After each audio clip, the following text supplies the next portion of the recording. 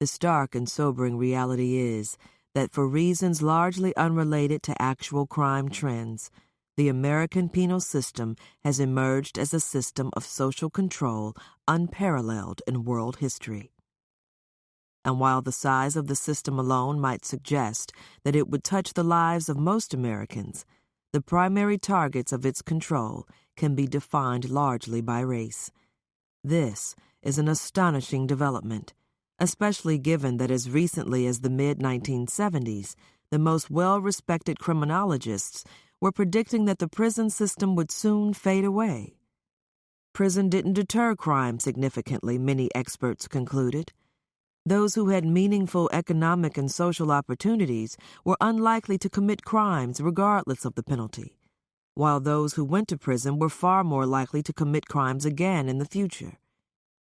The growing consensus among experts was perhaps best reflected by the National Advisory Commission on Criminal Justice Standards and Goals, which issued a recommendation in 1973 that no new institutions for adults should be built and existing institutions for juveniles should be closed.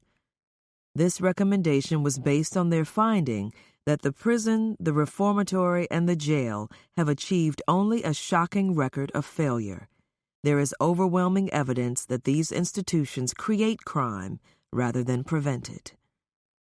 These days, activists who advocate a world without prisons are often dismissed as quacks, but only a few decades ago, the notion that our society would be much better off without prisons, and that the end of prisons was more or less inevitable, not only dominated mainstream academic discourse in the field of criminology, but also inspired a national campaign by reformers demanding a moratorium on prison construction. Mark Maurer, the executive director of the Sentencing Project, notes that what is most remarkable about the moratorium campaign in retrospect is the context of imprisonment at the time. In 1972, fewer than 350,000 people were being held in prisons and jails nationwide, compared with more than 2 million people today.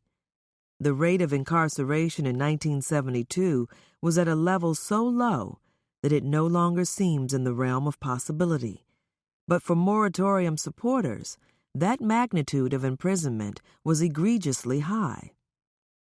Supporters of the moratorium effort can be forgiven for being so naive, Maurer suggests, since the prison expansion that was about to take place was unprecedented in human history. No one imagined that the prison population would more than quintuple in their lifetime.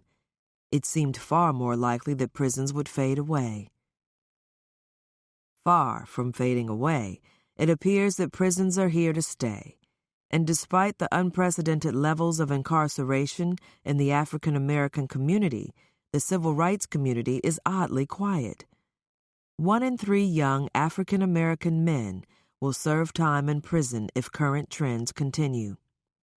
And in some cities, more than half of all young adult black men are currently under correctional control, in prison or jail, on probation or parole. Yet mass incarceration tends to be categorized as a criminal justice issue, as opposed to a racial justice or civil rights issue or crisis. The attention of civil rights advocates has been largely devoted to other issues, such as affirmative action.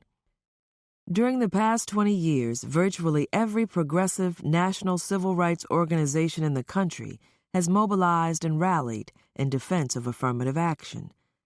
The struggle to preserve affirmative action in higher education and thus maintain diversity in the nation's most elite colleges and universities has consumed much of the attention and resources of the civil rights community and dominated racial justice discourse in the mainstream media, leading the general public to believe that affirmative action is the main battlefront in U.S. race relations, even as our prisons fill with black and brown men.